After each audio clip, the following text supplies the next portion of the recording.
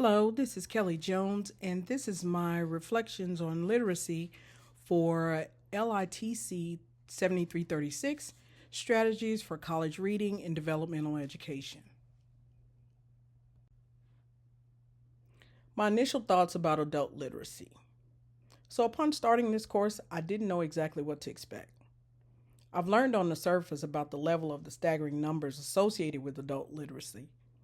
But it wasn't until we began to dig deeper into different ways in which literacy affects people's lives that I started to understand just how serious their problem really is.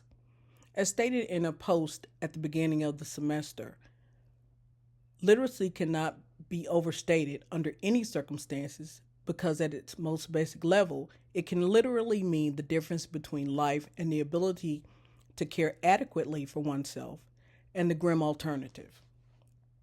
Looking at the topic through the lens of a member of a minority community who is probably more affected by the issue than others, I'm heartbroken, angered, but more than anything, I'm motivated to see to it that those closest to me don't fall through the cracks, adding to the statistics of those struggling to create a bright future for themselves due to literacy. In thinking about the rewards for this course, I was reminded about three things: the reading of When the Light Goes On by Mike Rose, learning about contextualized instruction, and using iVideo AI to create a project. The first reward of the course was the book club assignment. I chose to read When the Light Goes On by Mike Rose, and I really enjoyed it as it gave me insight to how other students who've struggled with subjects were able to overcome their challenges. More importantly, it enabled me to understand the instructor viewpoint when working with these students because that's new to me. Next, learning about contextualized instruction was rewarding to me because it helped me gain a better understanding of how and why some types of lessons work and some don't. Finally, learning to use iVideo AI was rewarding because I've always been excited about new technologies that I can add to my toolbox for future use, and this tool will definitely be added to my rotation.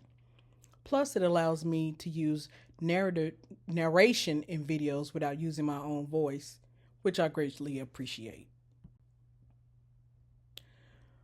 The biggest challenge for this course.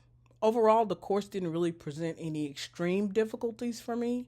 The major obstacle was narrowing down the focus for the assignment.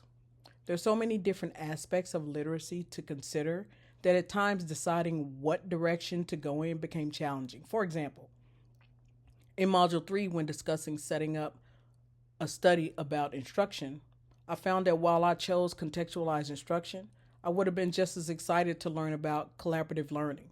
The possibilities were endless, which sometimes can be overwhelming when it comes to picking a subject to research. When thinking about the evolution of ideas about literacy and developmental education, what first came to mind to me was digital literacy. Digital literacy is especially important to me because of how immersed it has become in our daily lives. Initially, I didn't fully understand that there were different aspects of literacy. I thought it was just about the ability to read and write. I didn't really think about literacy beyond that. I didn't take into account that one's ability to comprehend and critically think and process the information obtained from text and images impacts everything from the food you eat to who you vote for to your career path. My ideas about literacy have expanded exponentially, and I'm thankful for the revelations that I've discovered in this course. Literacy going forward in developmental education. I think the future of adult literacy in developmental education will most likely include increased use of mobile devices, combined classroom and workplace learning, as well as personalized learning. The use of mobile devices allows for a more personalized learning experience and environment, including more self paced learning. Blending classroom and workplace learning provides a more relevant experience for the learner, building comprehensive as well as critical learning skills.